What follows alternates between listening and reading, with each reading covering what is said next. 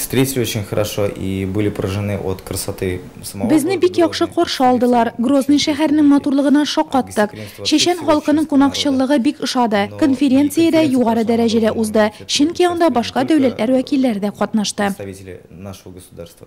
Этно-мәдәни ресурсны мобилизацияләү террорчылык һәм экстремизмга каршы торуның мөһим факторы. Конференциядә каралган төп тема шул була. Татарстанны әлеге чарада Ленар Әхлиуллиннан кала комиссияның аппарат җитәкчесе Илдар Галиев, Татарстан Республикасы Фәннәр академиясенең ислам тикшеренүләре үзәге директоры, сәяси фәннәр докторы Ринат Патиев тәкъдим итә. Соңгысы пленар утырышта доклад белән дә чыга. Фәнни-гамәли конференциядә иң яшь катнашучы булган Ленар Әхлиуллин исә фәнни юнәлешләр буенча оештырылган секцион өлештә чыгыш ясый.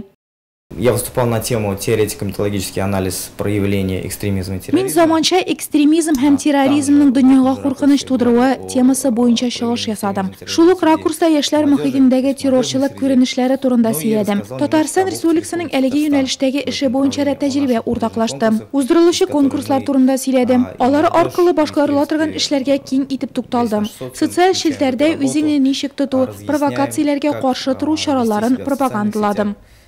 Этник экстремизмның таралуы сәбәпләре, экстремизмга каршы торуның хокукый культурасы, яшьләрне радикаль эшчәнлеккә тарту психологиясе, традицион җәмгыятьтә экстремизмны блокировкалауда этно-мәдәни кыйммәтләрнең ролен күтәрү. Әлеге глобаль проблемалар өстендә эшләү өчен байтак файдалы нәрсә алдым ди Ленар Әхлиуллин үзе.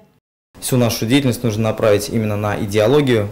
Безнең бөтен эшчәнлегебезне идеологиягә юнәлдерү зарур.